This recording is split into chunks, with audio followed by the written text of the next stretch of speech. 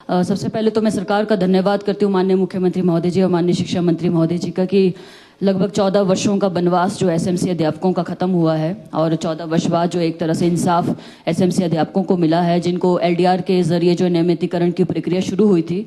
और पहले चरण में लगभग 1400 अध्यापकों ने, टीजीटी के अध्यापक थे जिन्होंने परीक्षा में अपीयर हुए थे, उनमें से 1200 अध्यापक जो उत्तीर्ण हुए हैं।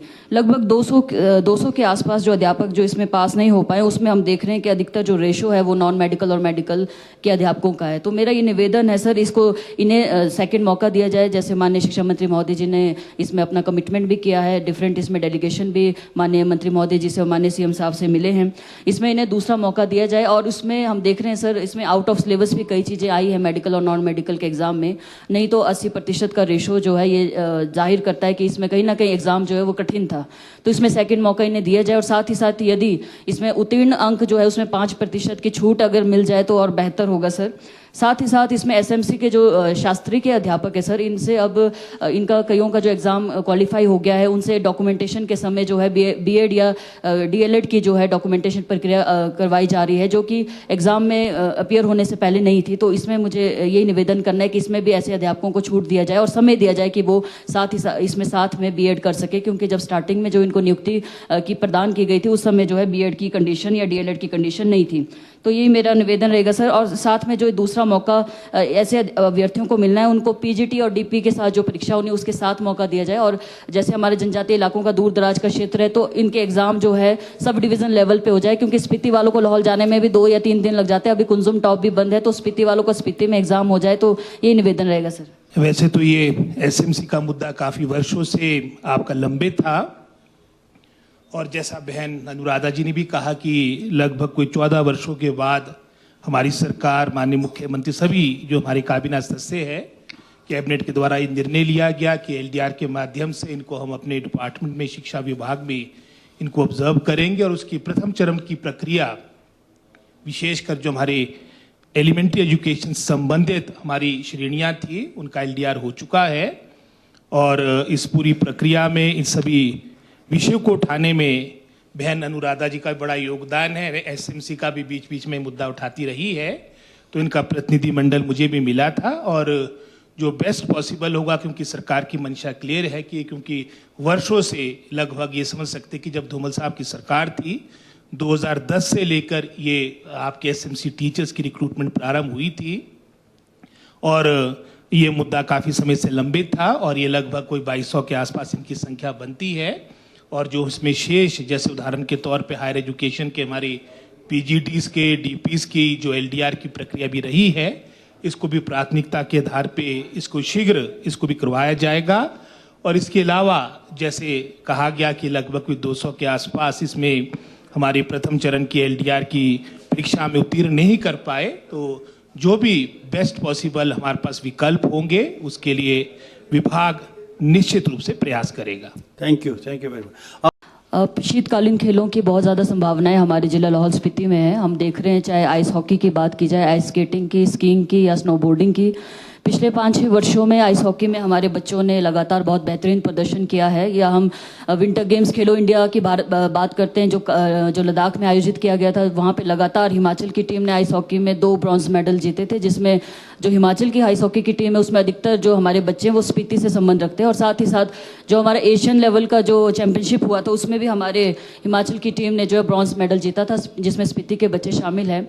मैं सप्लीमेंट्री के माध्यम से माननीय मंत्री जी से निवेदन करना चाहूँगी या पूछना भी चाहूँगी, जो हमारा आइस हॉकी का गेम है, इसको नेशनल लेवल पे तो एफिलिएशन प्राप्त है, परंतु प्रदेश स्तर पे जो है इसमें एफिलिएशन इसको प्राप्त नहीं है। एफिलिएशन ना मिलने की वजह से जो है बच्चों को भी समस्याओं से जूझना पड़ता है। और जो खेलो इंडिया के अलावा जो हमारे इवेंट होते हैं उसमें जो है सरकार की तरफ से कोई स्पॉन्सर नहीं किया जाता, और बच्चों को खुद जो है खर्चा उठाना पड़ता है, बच्चों के पेरेंट्स को। और गरीब बच्चे जो है अफोर्ड नहीं कर पाते, तो काफ़ी मुश्किलों का सामना करना पड़ता है। और इसका ये फ़ायदा भी है कि अगर स्टेट लेवल पे एफिलेटेड ये गेम होती है तो बच्चों को, जैसे जो स्पोर्ट्स में कोटा मिलता है उसकी भी संभावनाएं बढ़ जाती है, और हमारे बच्चों का जो है और जो माता पिता है वो भी बेझिझक जो बच्चों को खिलवाने के लिए जो है प्रेरित कर सकते हैं। तो सप्लीमेंट्री के माध्यम से मेरा सवाल यही रहेगा सर। और दूसरा, हमारा एक राष्ट्रीय अंतर्राष्ट्रीय स्तर का एक स्टेडियम जो है काजा में विकसित हो रहा है 75 करोड़ की राशि से, जिसमें हमारा माइनॉरिटी अफेयर के डिपार्टमेंट के द्वारा ही किया जा रहा है। इसके लिए मैं राज्य और केंद्र सरकार का धन्यवाद करती हूँ।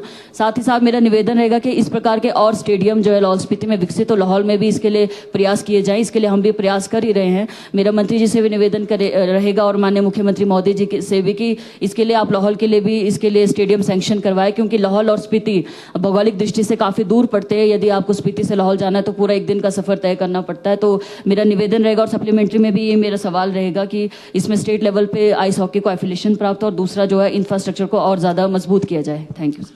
माननीय आयुष मंत्री महोदय।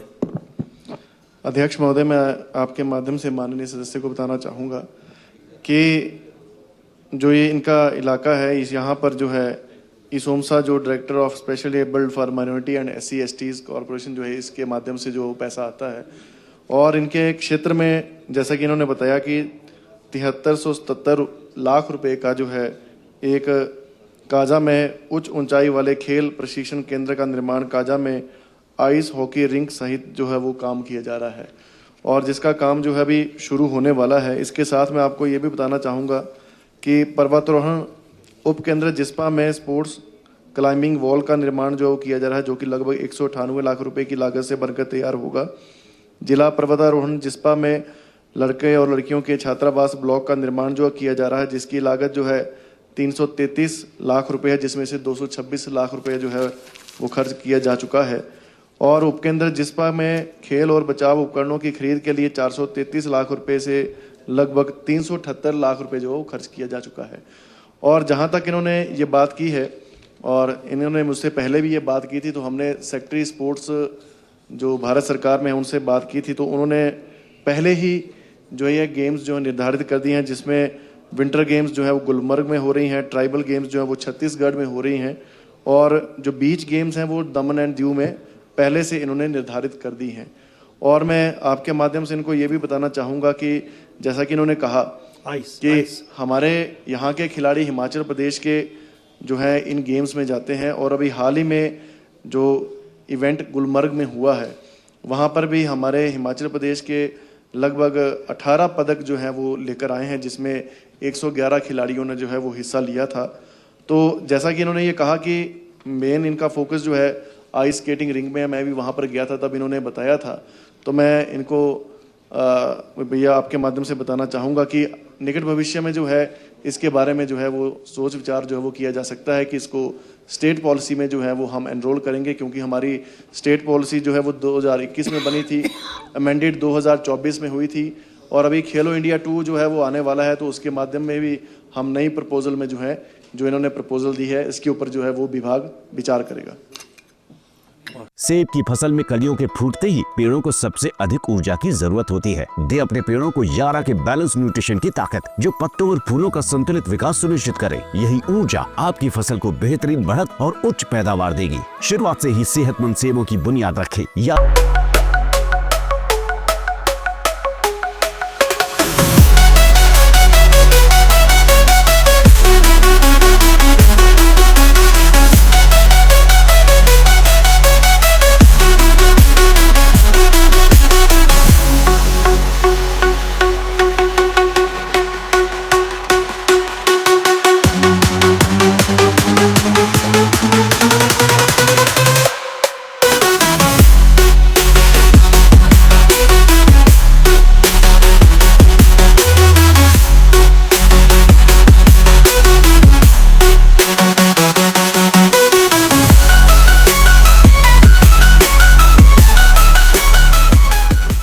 त्योहार की इस सुहानी सीजन में गोयल मोटर्स नेटवर्क की सोलन और शिमला स्थित नेक्सा शोरूम में पाई इंडिया की सबसे पसंदीदा गाड़ियों पर खास ऑफर। इग्निस, बिलेनो, फ्रॉन्स, जिम्नी और ग्रैंड विटारा जैसी शानदार गाड़ियों को खरीदने का साल का सबसे बेहतर वक्त नेक्सा का खास ब्लैक एडिशन उपलब्ध है। सभी तरह की गाड़ियों से एक्सचेंज और अपग्रेड ऑफर भी।